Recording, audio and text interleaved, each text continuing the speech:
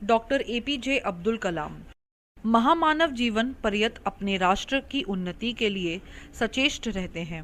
देश के 11वें राष्ट्रपति डॉक्टर एपीजे अब्दुल कलाम ऐसे ही एक महापुरुष थे। अपनी असाधारण वैज्ञानिक उपलब्धियों के कारण उन्हें मिसाइल मैन के नाम से जाना गया। बच्चों से बेहद लगाव रखने वाले डॉक्टर कलाम को जब भी समय मिलता था तो वे उनसे मिलने का अवसर निकाल ही लेते थे। आज डॉक्टर कलाम हमारे बीच नहीं हैं, लेकिन उनका बताया गया मार्ग हमारे लिए प्रेरणा स्रोत का काम करता है। डॉक्टर एपीजे अब्दुल कलाम का जन्म 15 अक्टूबर 1931 को तमिलनाडु के रामेश्वरम नामक स्थान पर हुआ। इनके पिता का नाम जैनुलाब्दीन और मां का नाम आशियाम्मा था। एक आम बच्चे की तरह उन्हें भी मां के हाथ का बना भोजन बेहद प्रिय था। भूमि पर सबके साथ बैठकर केले के पत्ते पर खाने में उन्हें असीम सुख मिलता था। उनकी प्रारंभिक शिक्षा रामेश्वरम में ही हुई। डॉक्टर कलाम ने उच्च शिक्षा अभियांत्रिकी यानी इंजीनियरिंग में प्राप्त की। उन्होंने मद्रास इंस्टीट्यूट ऑफ टेक्नोलॉजी से एरोनॉटिकल इंजीनियरिंग के क्षेत्र में सन 1957 में DMIT की डिग्री प्राप्त की तथा डॉक्टरेट की उपाधि भी प्राप्त की। डॉक्टर अब्दुल कलाम का पूरा नाम अब्दुल पाकिर जैनुलाब्दीन अब्दुल कलाम था। उन्हें भारत में मिसाइल मैन के नाम से जाना जाता था। जब ये इसरो में वैज्ञानिक पद पर कार्यरत थे, तब इन्होंने अंतरिक्ष कार्यक्रम में बहुत योगदान दिए। बहुत सी अंतरिक्ष परियोजनाओं के देशी डिजाइन तैयार करने में इन्होंने विशेष भूमिका निभाई। डॉक्टर अब्दुल कलाम की सबसे बड़ी विशेषता यह रही कि उन्होंने जीवन में कभी नकारात्मक विचार को जगह नहीं दी। अपने ऊपर पूरा भरोसा रखा और अपने हौसले इतने बुलंद रखे कि कोई बड़ी से बड़ी बाधा भी उन्हें अपने पथ से न डिगा सकी। वे ईश्वर की शक्ति पर पूरा विश्वास रखने वाले एक कर्मठ वैज्ञानिक थे। उन्होंने अपनी टीम में काम करने वाले हर वैज्ञानिक व कर्मचारी का हौसला दिया, उनके आत्मविश्वास को ऊपर उठाया और उनके अंदर एक नई ऊर्जा का संचार करके उसे रचनात्मक काम में लगाया। उन्होंने नौजवान वैज्ञानिकों को ही प्रायः काम में भिड़ाया, उन्हें प्रेरित किया और उनके अंदर सकारात्मक सोच की ज्योति को जलाए रखा।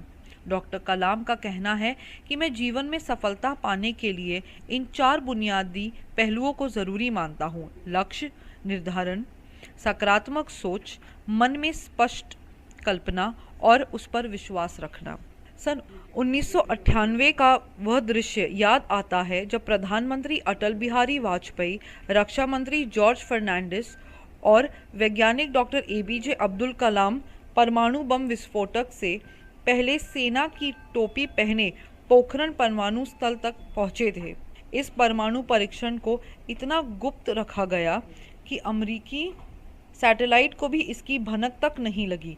डॉक्टर कलाम ने देश को सुरक्षा की दृष्टि से आत्मनिर्भर बनाने का हर संभव प्रयास किया। कलाम साहब ने जहां एक तरफ मिसाइल बनाई, वहीं दूसरी तरफ कुछ पुस्तकों का भी सृजन किया, जैसे विंग्स ऑफ फायर और 2020 a vision for the new millennium. Doctor Kalam ने एक तपस्वी की भांति जीवन गुजारते हुए विवाह तक नहीं किया। उन्हें संगीत, विशेषकर वीणा वादन बेहद प्रिय था।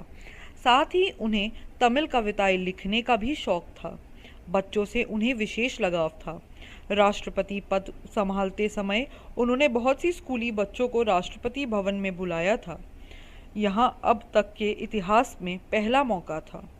कलाम साहब 1958 से 1963 तक इसरो में वैज्ञानिक पद पर रहे।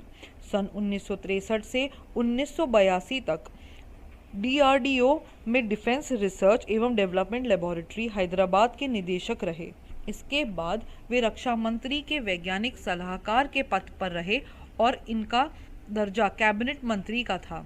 मिसाइल टेक्नोलॉजी में इनका कार्य उल्लेखनीय रहा है। अग्नि, त्रिशूल, आकाश, नाग, पृथ्वी जैसी मिसाइलों को बनाना केवल इनके मार्गदर्शन से ही संभव हो पाया। कलाम साहब को अनेक मेडल और पुरस्कार प्राप्त हुए। उनको सन 1997 में भारत के उच्चतम पुरस्कार भारत रत्न से सम्मानित किया गया। सन 2000 में विश्व भारती का देशी कोटम पुरस्कार प्रदान किया गया। इसके अतिरिक्त डॉक्टर कलाम को doctor Virendra Rai space award, Om Prakash Bhasin award, national Nehru award आदि पुरस्कार मिल चुके हैं। सन 1981 में उन्हें पद्म भूषण, 1990 में पद्म विभूषण और 1984 में आर्यभट्ट पुरस्कार, aeronautical society of India award भी मिल चुके हैं। सन 1996 में उन्हें गुजरमल मोदी पुरस्कार से सम्मानित किया गया। सन 1996 में AK फ्लोरिडा अवार्ड से इन्हें पुरस्कृत किया गया। अपनी उल्लेखनीय उपलब्धियों के कारण डॉक्टर कलाम अपने जीवन काल में ही किंवदंती पुरुष बन गए। सन 2002 में भारत के 11वें राष्ट्रपति निर्वाचित हुए। सन 2007 तक भारत के राष्ट्रपति रहे। राष्ट्रपति पद का कार्यकाल पूर्ण होने के पश्चात ही वे बेहद सक्रिय रहे।